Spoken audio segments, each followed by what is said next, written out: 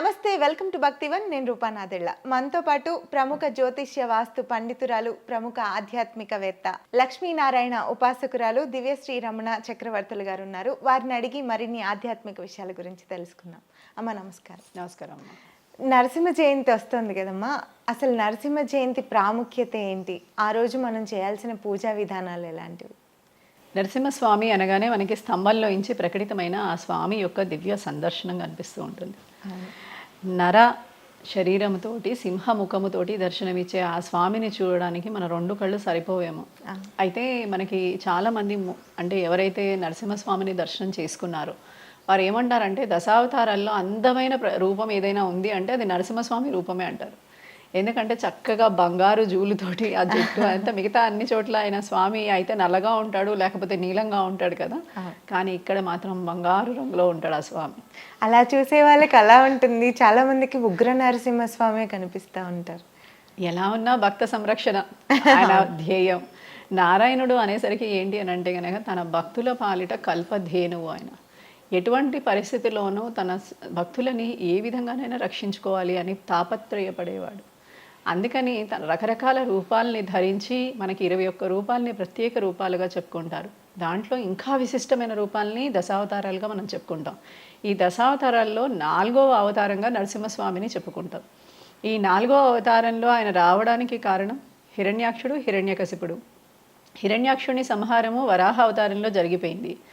అయితే హిరణ్యకశిపుడు సంహారం జరగాలి. హిరణ్యకశిపుడు సంహారం జరగాలి అంటే కనుక ముసలం ఇంట్లోనే పుట్టాలి. ఈ ముసలం పుట్టాలి అంటే ఎక్కడి నుంచి రావాలి? తన కొడుకై ఉండాలి.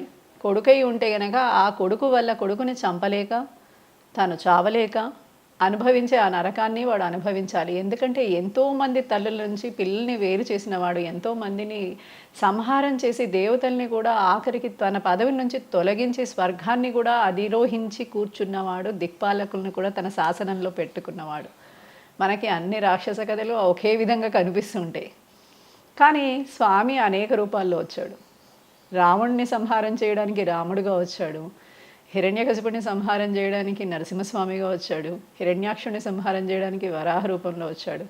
రకరకాల రూపాలు ధరించాలనిపించిందేమో స్వామికి.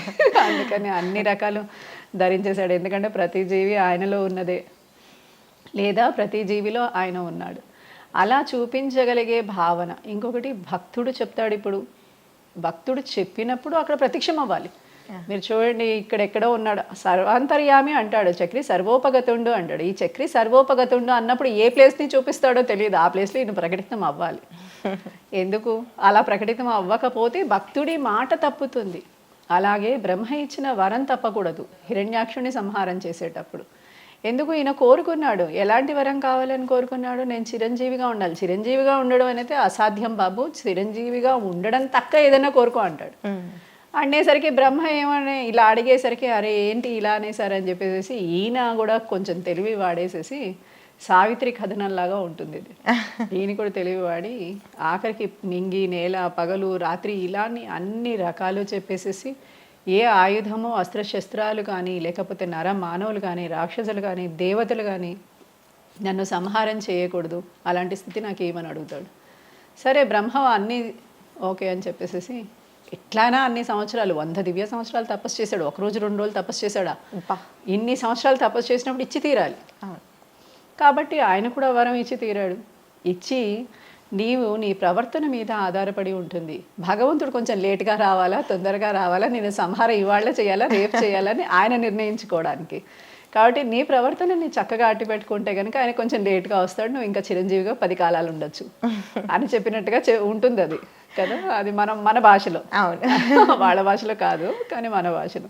ప్రహ్లాదుడికి దర్శనం స్తంభంలో నుంచి అయిందా, దానికి ముందు కూడా జరిగిందా? ప్రహ్లాదుడికి సముద్రంలోనే దర్శనం లభించింది. ప్రహ్లాదుడికి ఈ తండ్రి పెట్టిన ఇక్కట్లు, అనేక రకాల ఇక్కట్లలో అనేక సార్లు స్వామి వచ్చి దర్శనం ఇచ్చాడు. జైల్లో కూడా దర్శనం ఇచ్చాడు. తర్వాత ఆయనని మొత్తం పర్వతం నుంచి కింద పడేస్తూ ఉంటే సింహాచల పర్వత స్థానంలో అది పడేసేసి ఆయన్ని ఆ పర్వతాన్ని దాని మీద పెడితే ఆ వరాహ రూపంలో వచ్చి ఆయన అక్కడి నుంచి ఆ పర్వతాన్ని జరిపేశాట. అందుకని ఆ పర్వతం అక్కడే ఉంది. ఆయన వరాహ నరసింహ రూపంగా మనం వాటికి కొలుస్తూ ఉంటాం. అక్షయ తదియ అనేసరికి మనకి అక్కడ చందనోత్సవం జరుగుతూ ఉంటుంది విశేషంగా. అంటే అక్షయ తదియ అనేసరికి ఏంటి అని అంటే కనుక బంగారు రూపంలో ఉన్న ప్రతిదాన్ని భగవంతుడికి సమర్పిస్తూ ఉంటాం. ఏంటి బంగారు రూపంలో ఉండేది? చందనం. చక్కగా చల్లగా ఉంటుంది. బంగారం చూడగానే మనకి ఆహ్లాదంగా ఉంటుంది, స్వామికి చందనం చూడగానే ఆహ్లాదంగా ఉంటుంది. అలా ఆయనకి చందనాన్ని సమర్పిస్తాం అన్నమాట. ఆ రోజు మనం నరసింహ జయంతి రోజు ఇంట్లో చేసుకోవాల్సిన పూజా విధానాలు ఎటువంటి? ఇంట్లో చేసుకోవాల్సిన పూజా విధానాలు మనకి అనేకం. అయితే ఇక్కడికి వచ్చేసరికి ఏంటి అని అంటే కనుక ఒక కాస్ట్ కానీ, ఒక క్రీడ్ కానీ, అంటే ఒక బ్రీడ్ కానీ, మనం స్త్రీ పురుష సంబంధం లేకుండా పిల్లలు కానీ, పెద్దవాళ్ళు కానీ, మధ్య వయస్కులు కానీ, ముసలి వాళ్ళు కానీ, ఎలాంటి వ్యక్తి ఉన్నవారైనా భగవంతుని ఆరాధన చేయాలనుకునే వాళ్ళు కూర్చుని ఆ రోజు నరసింహస్వామి ఆరాధన చేయొచ్చు. ఇది మొదటి నియమం. అంటే ఈ కులం వాళ్ళే చేయొచ్చు, ఆ కులం వాళ్ళే చేయొచ్చా, దీనికి చెప్పట్లేదు నరసింహస్వామికి. చక్కగా చెంచులు కూడా ఆరాధన చేస్తారు ఆయనకి. అందుకని ఆయన వాళ్ళ ఆరాధనని చాలా ప్రీతిగా స్వీకరిస్తాడు. అందుకని ఈ ఆరాధన అనేది బహుముఖంగా ప్రజ్ఞాశాలిగా అందరూ చేసుకోవచ్చు హాయిగా. అలా చేసుకోగలిగిన ఆరాధన ఏదైనా ఉందంటే మనకి ఆంజనేయ స్వామి ఆరాధన కనిపిస్తూ ఉంటుంది, తర్వాత నరసింహ ఆరాధన కనిపిస్తూ ఉంటుంది.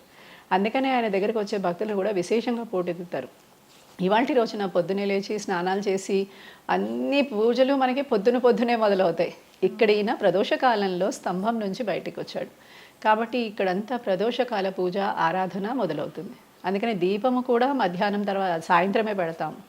అందుకని మళ్ళీ అదే సమయంలో స్నానం చేసి శుచిగా ఉండి పొద్దున్నుంచి ఉపవాసం ఉండి సాయంత్రం పూట మళ్ళీ స్నానం చేసి ఒక వెదురు బొంగుని తీసుకొచ్చి బియ్యంలో కలశంలో బియ్యం వేసి దాంట్లో వెదురు బొంగుని ప్రతిష్ఠ చేసి అది స్తంభముగా ఆరాధన చేసి దాని ముందు నరసింహస్వామి చిత్రపటం అని ఏ చిత్రపటం పెట్టుకున్నా ఆయన ఉగ్రరూపం పెట్టుకోకూడదు, శాంతరూపం పెట్టుకోకూడదు, ఇవి పెట్టుకోకూడదు, అవి పెట్టుకోకూడదు కాదు. మిమ్మల్ని రక్షించడానికి వచ్చిన భగవంతుడా కాదా, మీ భావన ఎలా ఉందో ఆ స్వామి అలాగా మీకు ప్రస్ఫుటంగా దర్శనమిస్తాడు. మీకు ఏ ఉపాసనలో అయినా లేట్ అవుతుందేమో, కానీ నరసింహస్వామి ఉపాసనలో కూర్చుంటే నరసింహస్వామిని మీరు ప్రేమించి చూడండి, మీకు ఎదురుగుండా దర్శనం ఇచ్చి చూస్తాడు, కనిపించి తిడతాడు. అది నరసింహస్వామి యొక్క విశిష్టత. అలా ఒక వెదురు బొంగుని పెట్టి ముందు పటం పెట్టుకుని ఆ స్వామిని ఆరాధన చేసుకుని తర్వాత మనకి అన్ని షోడశోపచారాలు పూర్తి చేసిన తర్వాత ఆయనకి పానకము, వడపప్పు ఇలాంటివి నివేదన చేసి ఆ రోజుకి పూజని ముగించుకుని రాత్రి నరసింహ పురాణం కానీ, నారాయణ పురాణం కానీ, అంటే మహావిష్ణువుకి సంబంధించిన మహావిష్ణు పురాణం మంత్రం కూడా జపించాలి. మృత్యుంజయ మంత్రాన్ని ఎందుకని అంటే కనుక ఈయన మృత్యుకే మృత్యువు. మీరు ఏ నరసింహస్వామి మంత్రాన్ని చేస్తే ఉగ్రం వీరం మహావిష్ణుం జ్వలంతం సర్వతోముఖం నృసింహం భీషణం భద్రం మృత్యుం నమామ్యహం. మృత్యువుకే మృత్యువు లాంటివాడు నరసింహస్వామి. ఎలాంటివాడు అని అంటే కనుక మృత్యువుకి కూడా మృత్యువుని చూపించగలిగిన వాడట. అందుకని ఈ నరసింహస్వామిని కనుక ఆరాధన చేస్తే ఈ మంత్రముతోటి ఖచ్చితంగా ఆ రోజు సాధన చేస్తే మృత్యువుకి అతి దగ్గరగా ఉన్నవాళ్ళు కూడా, వాళ్ళ అరిష్ట దోషాలతోటి సఫర్ అవుతున్న వాళ్ళు, లేదా ఇంకేదైనా రోగం వల్ల సఫర్ అవుతూ మేము ఉంటామో పోతామో అని భయపడే వాళ్ళు కూడా నిత్యం గనక ఈ నామస్మరణ చేస్తూ ఉంటే, నేను చాలామంది ఏదైనా ఆపరేషన్ అవుతూ ఉంటుంది అనుకోండి, సివియర్ అంటారు కదా, నేనంటాను ఈ ఉగ్రం వీరం మహావిష్ణుం జ్వలంతం సర్వతోముఖం నృసింహం భీషణం భద్రం మృత్యుం నమామ్యహం అని కంటిన్యూస్గా అనుకుంటూ ఉండండి. మీరు ఆపరేషన్ సక్సెస్ అయి బయటకు వస్తారు. నిజంగా కూడా అలా చాలా కేసెస్ అయినాయి. అంటే ఆయన మృత్యువుని కూడా భయపెట్టగలిగిన శక్తివంతుడు కాబట్టి అందరూ ఏమనుకుంటారంటే మృత్యుంజయ మంత్రం అంటే మనం ఇదే చెయ్యాలి అని అనుకుంటారు. కాదు, ఈ మంత్రముతోటి ఆయనని ఆరాధన ఇవాల్టి రోజున చేస్తే నరసింహస్వామి చాలా ప్రీతి చెంది మృత్యువుని కూడా భయపెట్టి మృత్యు ఇంత భయానకంగా ఉంటుందా అని చూపించిన వాడు. ఆ రోజు హిరణ్యాక్షుడిని సంహారం చేసినప్పుడు, హిరణ్యకశిపుడిని సంహారం చేసినప్పుడు అంత తేలిగ్గా లేదు ఆ సంహారం, రకరకాలుగా ఉంది. ఆయన పేగులతో ఆడుకున్నాడు ఆయన.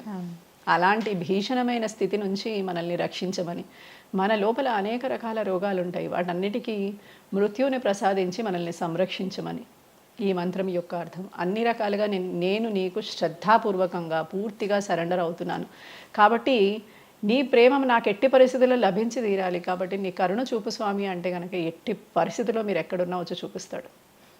ఇది 100%. నరసింహ జయంతి గురించి, నరసింహస్వామి విశిష్టతల గురించి, ఆయన మహిమల గురించి చాలా చక్కగా వివరించారమ్మా. ధన్యవాదాలు. నమస్కారం.